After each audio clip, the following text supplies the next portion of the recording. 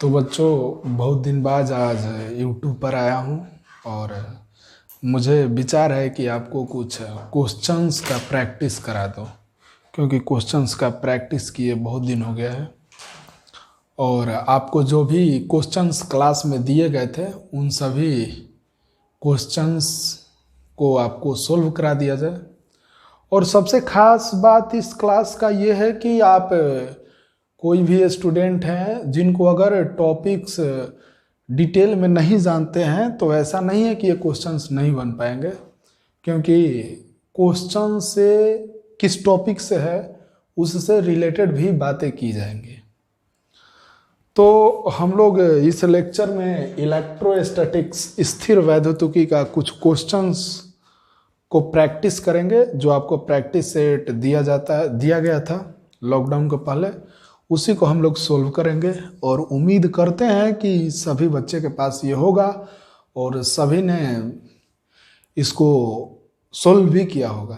तो कुछ हुए होंगे, कुछ नहीं भी हुए होंगे, क्योंकि हर लेवल का क्वेश्चन है इसमें। तो आइए हम लोग लाइन से सभी क्वेश्चंस को सोल्व करेंगे और टॉपिक को साथ में यहीं पर डील करते हुए चलेंगे। तो अगर आप को फिजिक्स आपका कमज़ोर भी है तो आप देख सकते हैं, कोई दिक्कत नहीं है। आप क्वेश्चन को सोल्व कर सकते हैं, सारे टॉपिक को समझ सकते हैं। तो आइए हम लोग देखते हैं। देखिए, इलेक्ट्रोस्टैटिक्स जो है इसको हम लोग चलते हैं।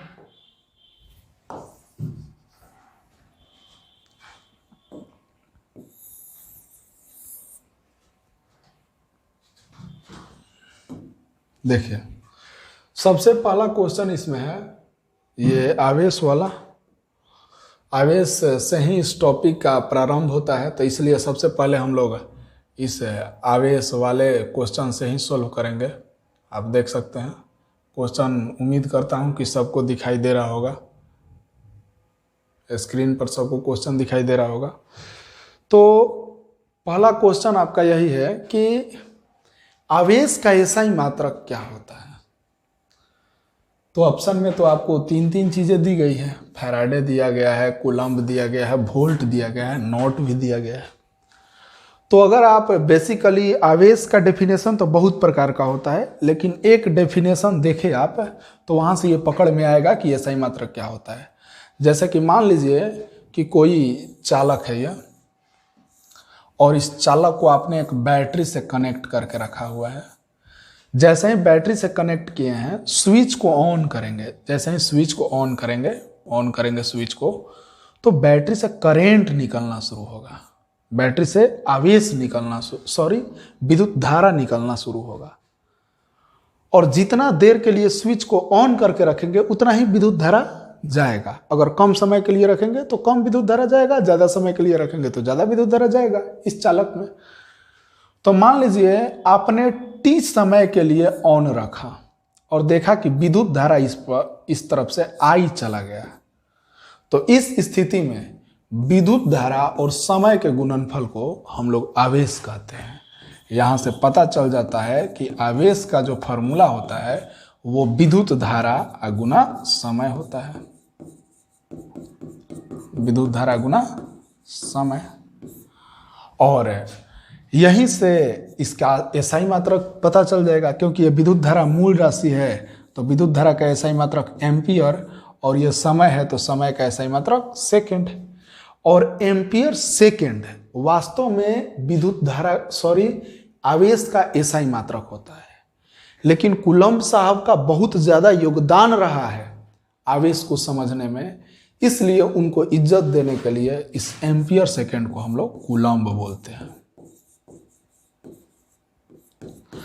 यानी आवेश का एसआई मात्रक आपका कूलम्ब होता है। ओके, फैराडे नहीं होगा। क्यों? क्योंकि फैराडे धारिता का एसआई मात्रक होता है, धारिता का, जिसका फॉर्मूला होता है C बराबर Q बटा में भी। और आवेश का आपको अभी पता चला, कूलम्ब, धारिता बराबर C बराबर Q बटा में भी, यानी बोले तो आवेश बटा में विभवांतर। आवेश का कूलम्ब और विभवांतर का वोल्ट होता है, और इसी को हम लोग फैराडे बोलते हैं। ठीक है। तो इसलिए फैराडे नहीं होगा, क्योंकि फैराडे धारिता का SI मात्रक होता है। वोल्ट भी नहीं होगा, क्योंकि ये वोल्ट विभवांतर विद्युत विभव का SI मात्रक होता है। इसलिए वोल्ट फैराडे नहीं होगा, नॉट भी नहीं होगा, क्या होगा? कूलम्ब। कोई दिक्कत नहीं, आप समझ गए? तो कूलम्ब होगा बउआ। अगला क्वेश्चन आप देखिए स्क्रीन पर जो क्वेश्चन है, आप अगला क्वेश्चन को आप देख सकते हैं। कहाँ भाग जा रहा है वो? आप नेक्स्ट क्वेश्चन को आप देख सकते हैं।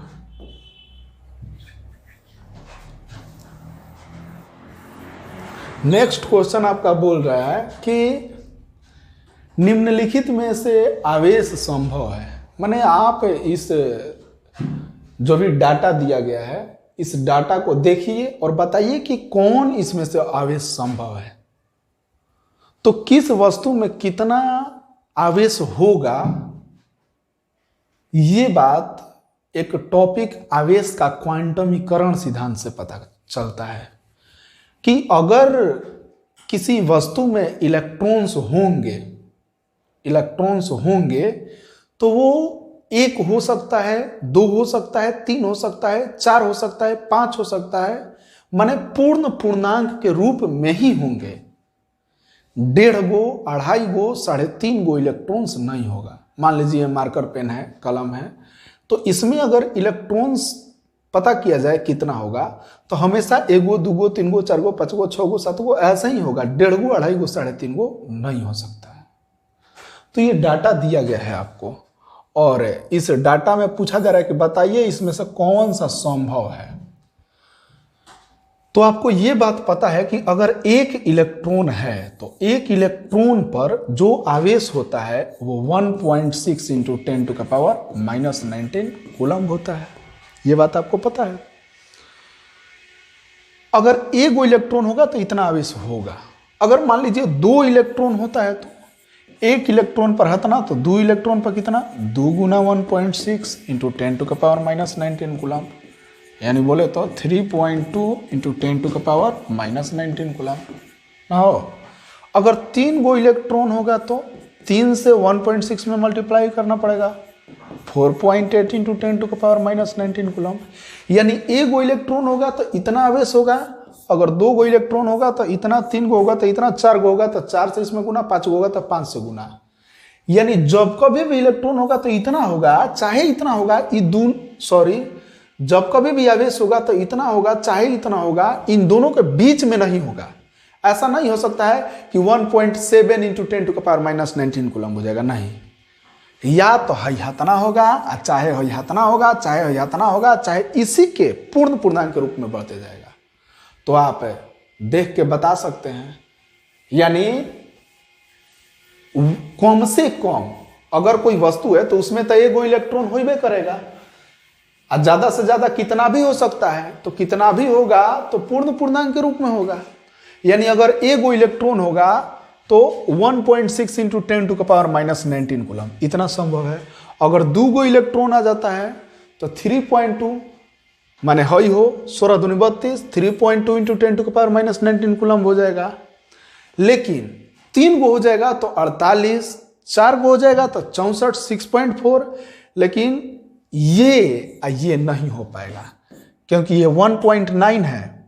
इसके लिए आपको 1 गो या 2 गो इलेक्ट्रॉन के बीच में, 1 या 2 इलेक्ट्रॉन के बीच में इलेक्ट्रॉन चाहिए, जो कि संभव है या नहीं है। या तो 1 गो इलेक्ट्रॉन, ना तो 2 गो, ना तो 3 गो, ना तो 4 गो। इसलिए ये और ये नहीं होगा, इसमें 2 ऑप्शन सही होगा, ये और ये।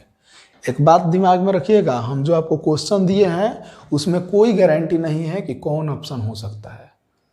2 गो हो सकता है, 3 गो हो सकता है, 4 हो सकता है, आपके कॉन्सेप्ट पर डिपेंड करता है।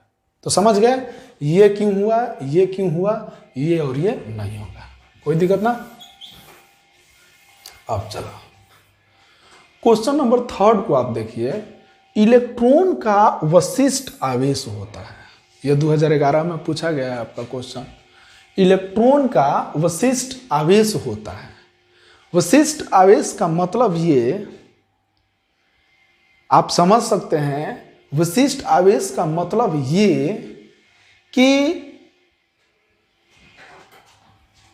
अगर 1 केजी इलेक्ट्रॉन है तो उस पर आवेश कितना होगा। ध्यान से सुनिएगा, अगर इलेक्ट्रॉन को लाया गया और तौला गया, मान लीजिए 1 किलो इलेक्ट्रॉन निकलता है, अगर 1 किलो इलेक्ट्रॉन है तो ओकरा ऊपर आवेश का मान कितना होगा।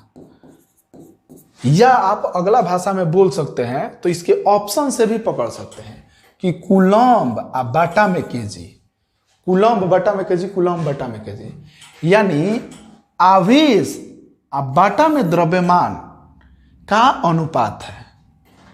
आवेश बटा में द्रव्यमान का अनुपात हमसे पूछ रहा है। समझ रहे हैं बात को, ऑप्शन से भी पकड़ा जा सकता है। विशिष्ट आवेश का मतलब कि अगर 1 इलेक्ट्रॉन का जो आवेश होता है उसका और 1 इलेक्ट्रॉन का जो द्रव्यमान होता है उसका, इन दोनों का अनुपात क्या होगा। तो इस बात को हम लोग को देखना पड़ेगा कि क्या होगा। देखिए, अगर बात करें इलेक्ट्रॉन का विशिष्ट आवेश का मतलब कि 1 इलेक्ट्रॉन पर जो आवेश है अब बटा में 1 इलेक्ट्रॉन का द्रव्यमान ना हो, तो आप देख सकते हैं 1 इलेक्ट्रॉन पर आवेश कितना होता है, सबको पता है 1.6 इंटू 10⁻⁻19 कूलम्ब। अब बटा में 1 इलेक्ट्रॉन का द्रव्यमान होगा तो 9.1 गुना 10⁻31 केजी। डिवाइड करके पता कर लीजिए कितना होगा अनुपात।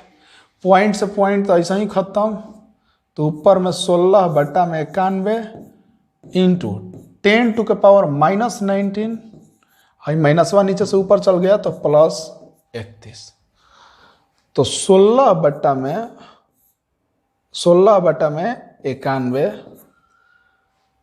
गुना 10⁻19 और 31 में से 19 को घटाइएगा तो कितना बच जाएगा 12, 10⁻12।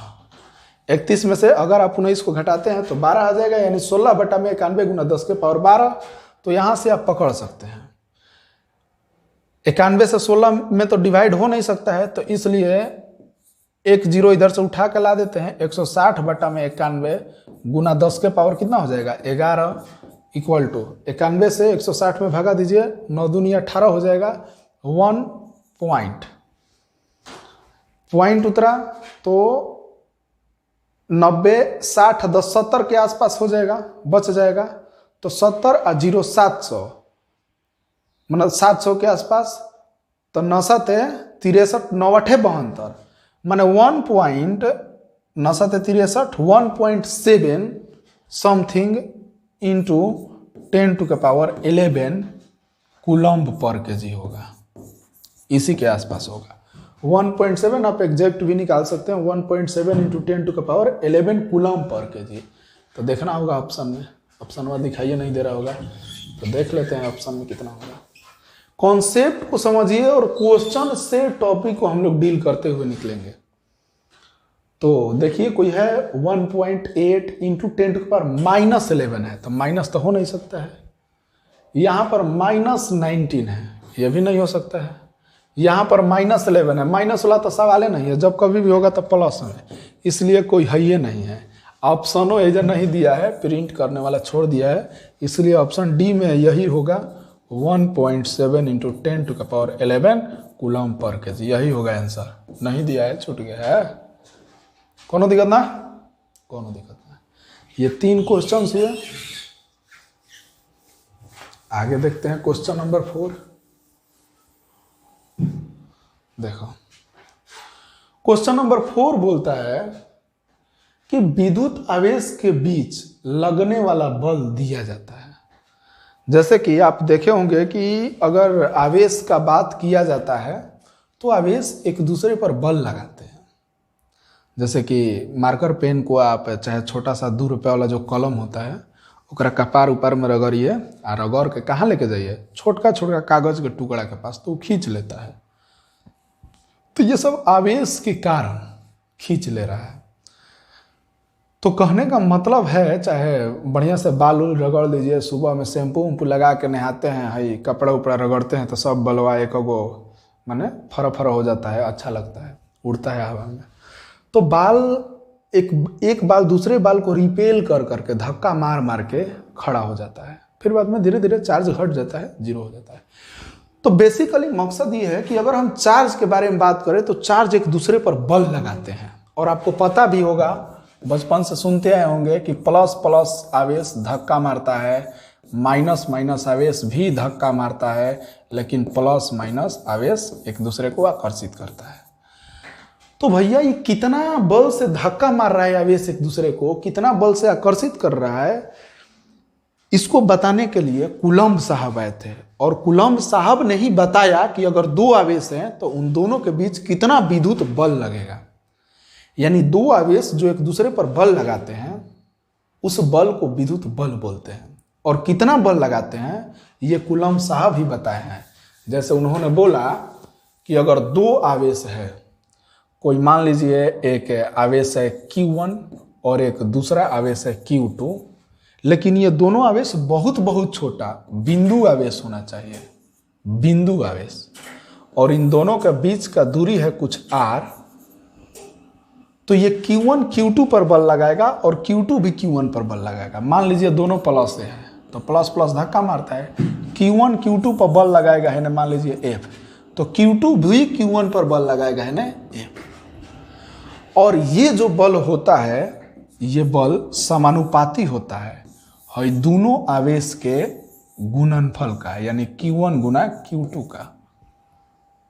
और ये जो बल होता है बीच के दूरी के वर्ग के व्युत क्रमानुपाती होता है, यानी 1 में r स्क्वायर का समानुपाती होता है, यानी r स्क्वायर का व्युत क्रमानुपाती होता है।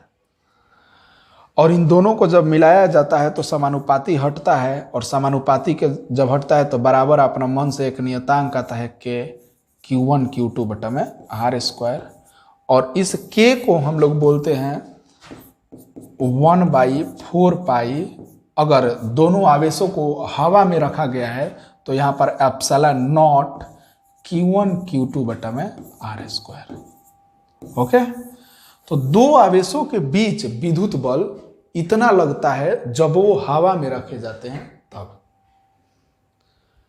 कौन दिक्कत ना। और ये कौन दिया? कूलम्ब साहब ने दिया। और इसका वैल्यू हवा के लिए फिक्स होता है 9 × 10⁹। डिटेल में जानना चाहते हैं पूरा लेक्चर देखिए, डिटेल में आपको पता चलेगा। तो पहला बात कि दो आवेशों के बीच लगने वाला विद्युत बल के बारे में कूलम्ब साहब ने दिया, और कितना बल लगता है तो हाथना बल लगता है, कूलम्ब साहब ने बताया। ठीक है, मिटाते हैं।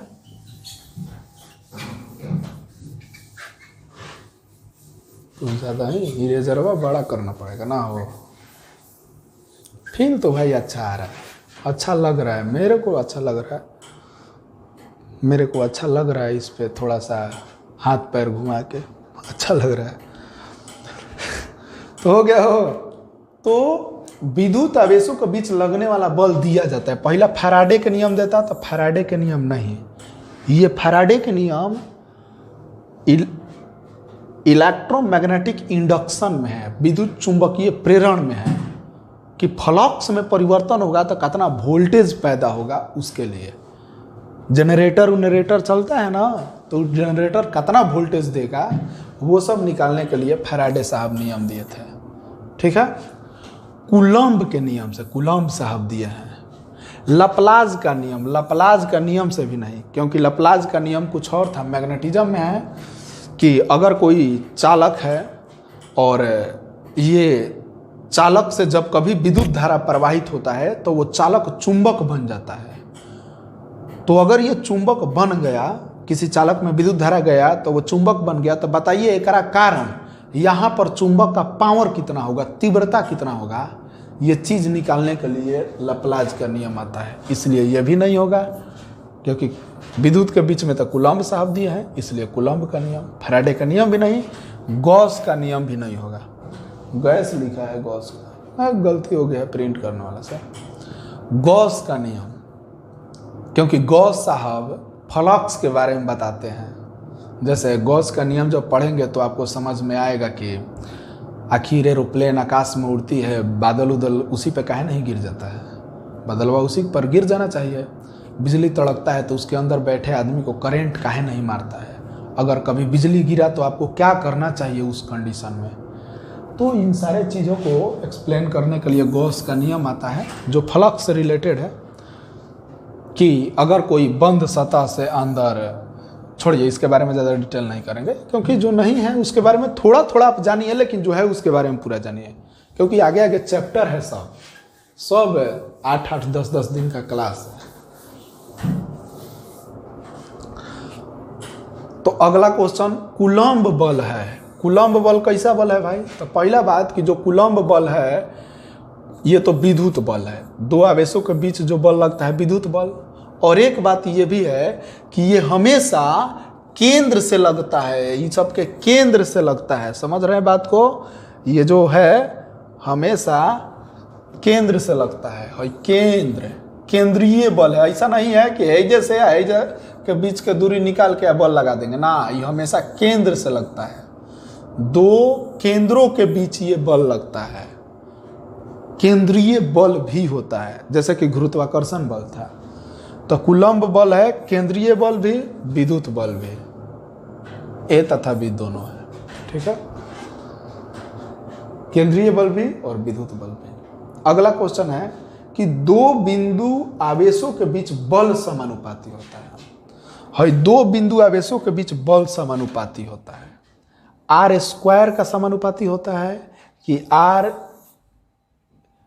इनवर्स स्क्वायर का समानुपाती होता है कि Q1 + Q2 का होता है कि नॉट। ये जब सोचने वाला बात है, जब बच्चा लोग बहुत गलती करता है, तुरंत आर स्क्वायर मार देता है धड़ से ना है ना। देखो विद्युत बल जो है इस समानुपाती था पहले तक Q1 गुना Q2 के, दो आवेश के गुणनफल का, पहला बात।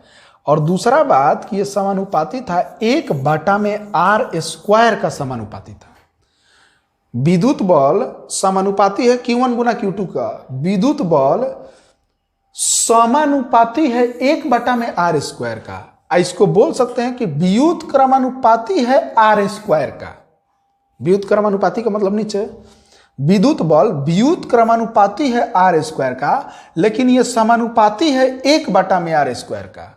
समानुपाती है 1/r² का। जब r² को नीचे से ऊपर लेकर जाएंगे तो r इनवर्स 2 लिख सकते हैं। तो विद्युत बल समानुपाती है r इनवर्स 2 का। तो दो बिंदु आवेशों के बीच विद्युत बल समानुपाती होता है r इनवर्स 2 का। r² का नहीं होगा, देख रहे हैं, क्योंकि r² का विद्युत क्रमानुपाती होगा, लेकिन 1/r² का समानुपाती होगा। जब स्क्वायर नीचे से ऊपर जाएगा तो इन्वर्स में आ जाएगा। Q1 + Q2 नहीं होगा, नॉट नहीं होगा, तो ये होगा। माने टोटली ऑप्शन पर अगर आप विचार करते हैं कि कोई हुआ, ठीक है मानते हैं हो गया, लेकिन अगला क्यों नहीं हुआ ये भी आपको जानना है। आप फिजिक्स के स्टूडेंट हैं, आपको कॉन्सेप्ट पर बातें करनी है, कॉन्सेप्ट पर बातें करनी है। किसी भी तरीके से कॉन्सेप्ट क्लियर होना चाहिए। अगला क्वेश्चन जो है क्वेश्चन नंबर 8 कह रहा है विद्युत आवेश का क्वांटम ईएसयू मात्रक में होता है। विद्युत आवेश का क्वांटम ना, सॉरी अभी है देखो बाकी है। एक ईएसयू बराबर है कितना कूलम्ब होगा, ये आपसे पूछ रहा है। तो बच्चों आपको जानना चाहिए कि ईएसयू जो होता है ये क्या होता है भाई? तो ये सीजीएस मात्रक होता है। ये सीजीएस मात्रक आवेश का सीजीएस मात्रक जो होता है ये ईएसयू होता है। ईएसयू मतलब इलेक्ट्रोस्टैटिक यूनिट,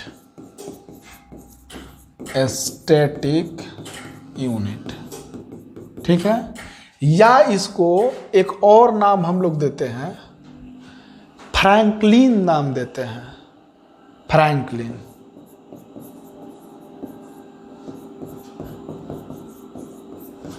ठीक है।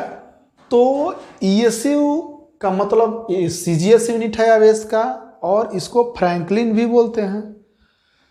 तो दरअसल बात यह है कि एक कूलम्ब जो होता है ये बराबर होता है 3 गुना 10 के पावर 9 ईएसयू के। तो आपसे पूछा जा रहा है कि एक ईएसयू बराबर कितना कूलम्ब। सोचो, अगर इसमें कुछ नहीं है तो मतलब 1 से मल्टीप्लाई है ना हो। अगर हेकरा के हेने से हेने ला दिया, ईएसयू पता करना है तो 3 गुना 10 के पावर 9 को होने से हेने ले दिया जाए, तो एक कूलम्ब बटा में 3 गुना 10 के पावर 9 बराबर 1 ईएसयू हेने बच जाएगा।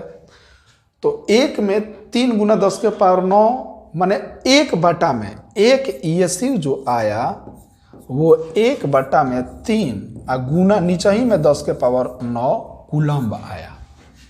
आप 10 के पावर 9 को नीचे से ऊपर लेके जा सकते हैं, तो 1 बटा में 3 गुना 10 के पावर -9 कूलम्ब हो सकता है। तो ये चाहे ये कोई भी ऑप्शन अगर आपको मिले तो सही है, यानी 1 बटा में 3 × 10 टू द पावर 9 या 1 बटा में 3 ऊपर में × 10 टू द पावर -9। तो देखते हैं, मिटकाते हैं तब ना। मतलब ये सब आपको क्वेश्चन का प्रैक्टिस कराया जा रहा है। इस क्वेश्चन के पीछे का फिजिक्स आपको समझा के बताया जा रहा है। तो 1/3 × 10 टू द पावर -19 है, नहीं हो पाएगा, नहीं होगा। -19 है, आपको चाहिए -9। 3 × 10 टू द पावर 9 ना, इतना 1 कूलम्ब बराबर है ना ईएसयू होता है, ये भी नहीं होगा। 3 गुना 10 के पावर 9 -9 कूलम्ब, ये भी नहीं होगा। तो नोट आंसर कोनो नहीं होगा, तो नोट का अगर ये रहता 1 बटा में 3 गुना 10 के पावर 9 कूलम्ब चाहे हई रहता तो हम मार सकते थे कि ये सब सही है। तो बच्चा आप समझ रहे हैं। अगला क्वेश्चन थोड़ा सा देखते हैं, थोड़ा सा ऊपर इसको लेके चलते हैं हम लोग।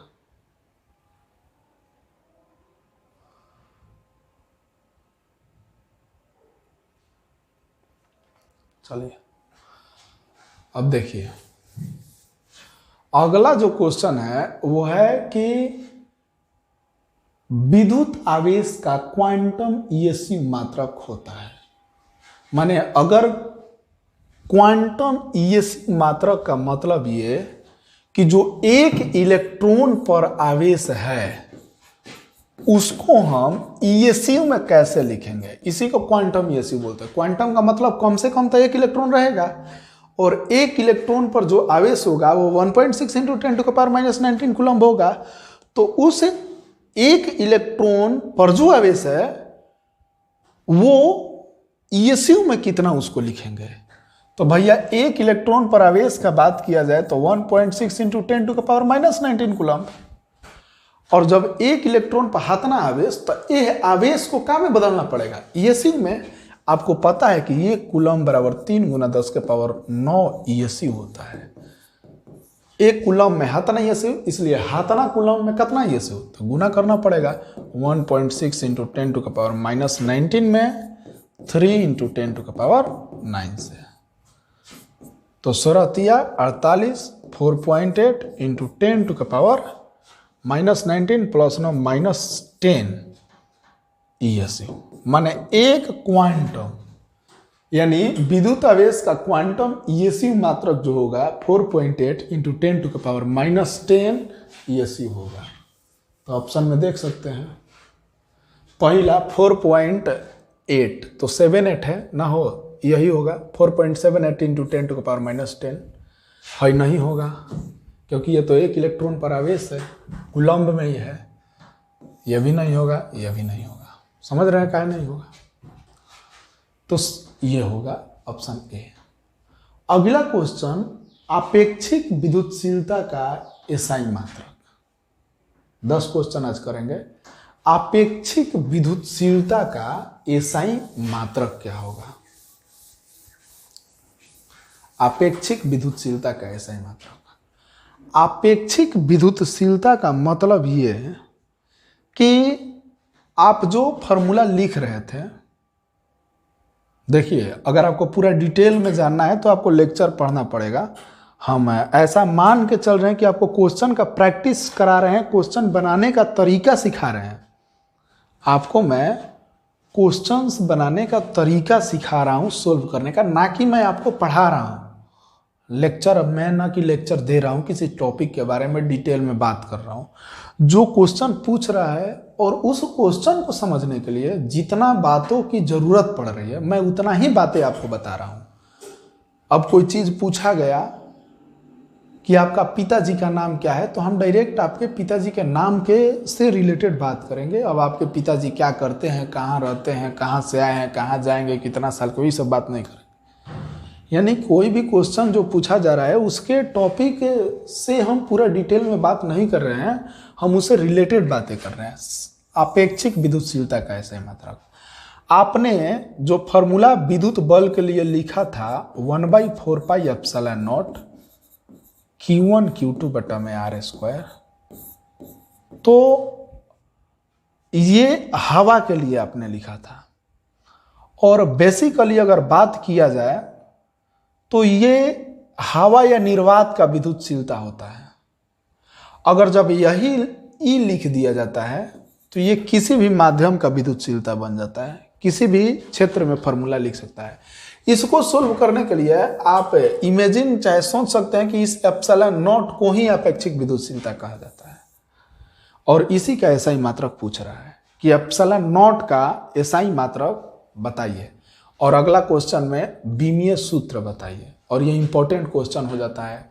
सब क्वेश्चन कहीं ना कहीं दिया गया है। देखो 2010 में आया था, ये 2018 में आया था, ये भी 2018 में आया था। हर जगह क्वेश्चन दिया गया है कि कौन क्वेश्चन कब एग्जाम और कैसा एग्जाम में आया था। हाई लेवल का भी क्वेश्चन है, आईआईटी का भी क्वेश्चन है। तो बचवा इस एप्सिलॉन नॉट को विद्युतशीलता बोलते हैं। तो जब कभी भी आपको किसी भी चीज का कहीं पर भी ऐसा ही मात्रक बीमीय सूत्र निकालना हो तो आप क्या करेंगे कि आप उससे रिलेटेड फॉर्मूला लिखेंगे। जैसे एप्सिलॉन नॉट का यहाँ पर पूछ रहा है विद्युतशीलता का ऐसा ही मात्रक, तो चुपचाप विद्युतशीलता से रिलेटेड फॉर्मूला लिखेंगे। F बराबर 1/4πε0 Q1 Q2 बटा में R स्क्वायर। अब एप्सिलॉन नॉट का पूछ रहा है तो इसको इक्वल टू के एक तरफ, अब बाकी सबको एक तरफ आपको करना होगा। एप्सिलॉन नॉट को इक्वल टू के एक तरफ, बाकी सबको एक तरफ। कैसे होगा? क्रॉस मल्टीप्लाई का मदद लेंगे। F के नीचे कुछ नहीं है 1, तो F into 4πε0 into R square, cross multiply है ना, सो ने Q1 into Q2। Epsilon not का चाहिए तो इसको इजे छोड़ देते हैं, बाकी सबको उधर लेके चल जाते हैं। Q1 Q2 divided by 4F गुना 4π गुना R स्क्वायर, सब चला गया। अब बेइजे इसका ऐसा ही मात्रक लिखा जाएगा। हाई Q1 क्या है? आवेश। तो इसके लिए क्या हो जाएगा? कूलम्ब, आवेश का कूलम्ब, अभी आपको बताएं। ये भी आवेश Q2 भी, इसका भी कूलम्ब डिवाइडेड बाई बल, बल का क्या? न्यूटन इंटू 4π नियतांक है, 4 नियतांक, पाई भी नियतांक क्योंकि इसका वैल्यू 22/7 होता है, और नियतांक का कोई ऐसा ही मात्रक नहीं होता है, ना ही कोई बीमीय सूत्र होता है। तो इसका कुछ नहीं, खत्म ही। आर क्या है? दूरी है दो आवेशों के बीच के, तो दूरी का मीटर स्क्वायर है तो मीटर स्क्वायर, यानी बोले तो ऊपर में कूलम्ब स्क्वायर पर newton metre square, coulomb square पर न्यूटन मीटर स्क्वायर ऐसा ही मात्रक होगा। इसको ऐसा भी लिख सकते हैं, coulomb square newton inverse 1 metre inverse 2, तो यही ऐसा ही मात्रक होगा। तो देख लेंगे इसमें किधर गया? कूलम्ब स्क्वायर पर न्यूटन मीटर स्क्वायर है, का दे coulomb square newton inverse 1 metre inverse 2, ये होगा, ये नहीं होगा, ये भी नहीं होगा, ये भी नहीं होगा, क्योंकि डायरेक्ट आ जा रहा है, मिल जा रहा है तो हो गया। अभी नहीं होगा क्यों? कोई टॉपिक नहीं है, नहीं तो इस पे डील हम लोग करते हैं, ठीक है। ये टॉपिक नहीं था इसलिए डील नहीं किए।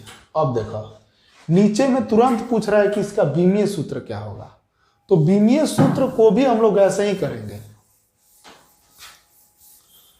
विद्युतशीलता का बीमीय सूत्र माने इसी टॉपिक का बीमीय सूत्र क्या होगा, तो भैया सिंपल सा बात है, तो देख सकते हैं आप, इसका बीमीय सूत्र आपसे पूछ रहा है, विद्युतशीलता का बीमीय सूत्र बताइए।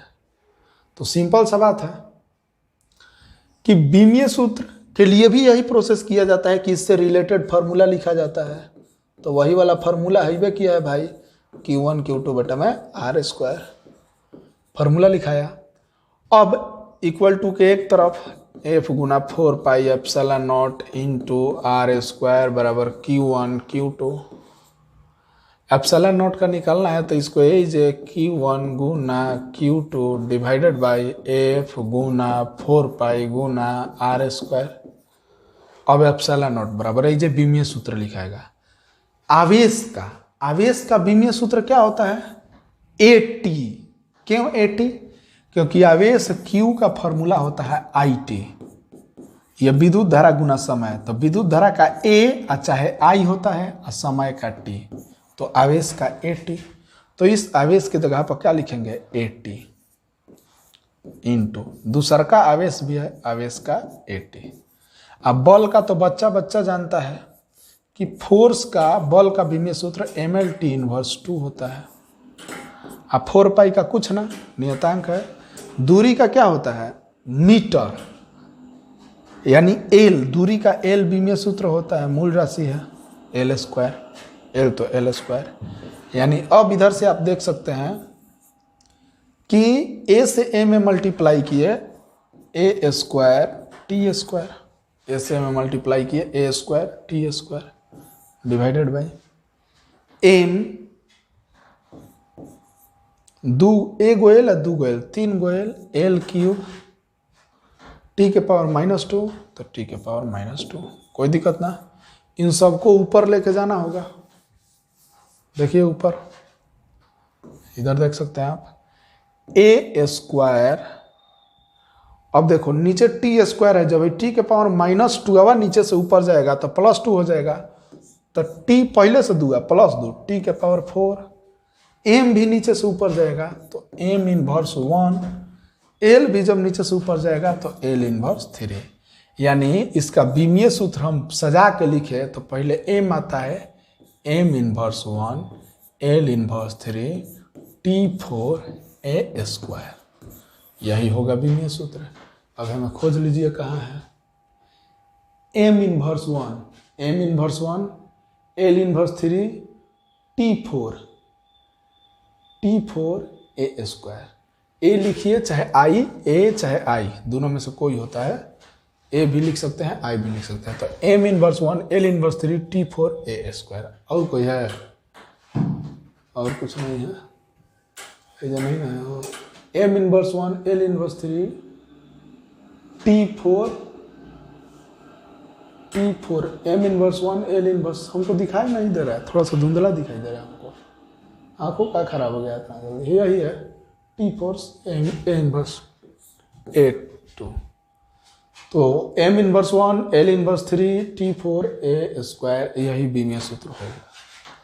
तो आज के लेक्चर में हम लोगों ने 10 क्वेश्चन सोल्व किए। पिछले लेक्चर में और भी क्वेश्चन सोल्व करेंगे। तब तक के लिए thank you, all the best. घर में रहें, सेफ रहें।